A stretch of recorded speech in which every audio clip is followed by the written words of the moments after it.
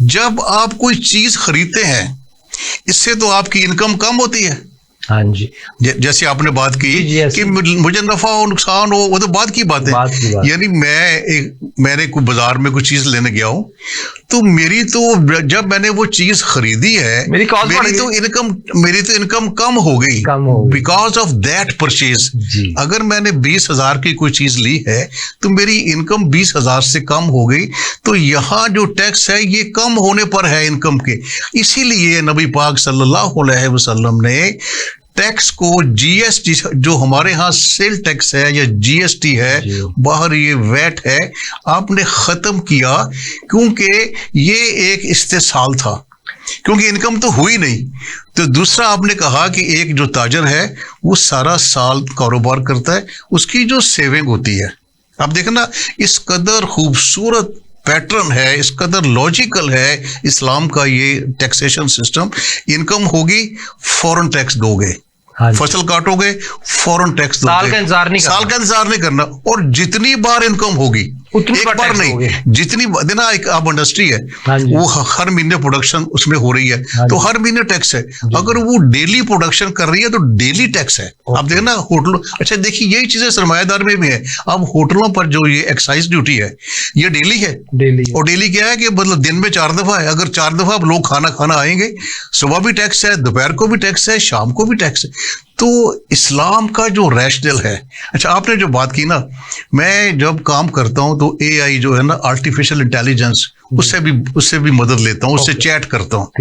اچھا اب چونکہ ویسٹ میں تو جو ویٹ ہے ایک اسٹیبلش ٹیکس ہے, میں نے اس سے ایک سوال کیا, میں نے کہا مجھے بتائیں کہ ایک بیگر نیو یارک کی ایک گلی میں بیٹھا ہے, وہ صبح سے لے کر دوپہر تک بھیک مانگتا ہے اور اس قابل ہوتا ہے کہ ایک برگر کھا لے تو اس برگر پر ٹیکس ہے. کہ وہ غریب آدمی, وہ فقیر جس نے مانگ کے اتنے پیسے اکٹھے کیے ہیں کہ وہ ایک برگر کھا لے یا ایک پیزا کھا لے, وہ اس پر بھی ٹیکس دے رہا ہے. انفیکٹ شہزاد صاحب یہ جو سارا سسٹم ہے نا سرمایہ داری کا, یہ امیر آدمی کا سسٹم ہے. سرمایہ داری ایک امیر آدمی کا سسٹم ہے, اسی لیے اس کا ٹیکسیشن سسٹم بھی امیر کے لیے ہے. آپ دیکھیں نا غریب آدمی 10 دفعہ چیزیں خریدتا ہے دن کے لیے, کبھی بچوں کا دودھ ہے, کبھی آٹا ہے, کبھی گھی ہے, وہ ہر بار ٹیکس دے رہا ہے. اور آپ ہے کہ آپ دیکھیں پیٹرول کو دیکھیں کہ ایک شوگر مل ہے, ایک شوگر مل کا مالک ہے اور ایک شوگر مل کے باہر سیکورٹی گارڈ ہے. دونوں پیٹرول کی ایک ہی پرائس پے کرتے ہیں. کیا دونوں کی انکم کیپیسٹی ایک ہی ہے؟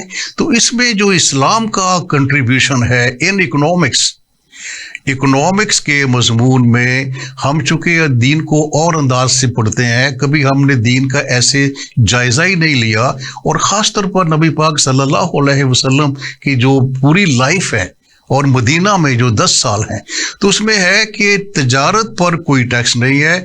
ہم جو چیزیں سیل جو خریدیں گے اس پر کوئی ٹیکس نہیں ہے. اور پھر اس میں حدیث ہے کہ جو ٹیکس لگائے گا وہ اس تک جنت کی خوشبو نہیں پہنچے گی, وہ جنت میں نہیں جائے گا. تو میں اس کو سم اپ کرتا ہوں کہ اسلام میں G S T sale tax is not valid.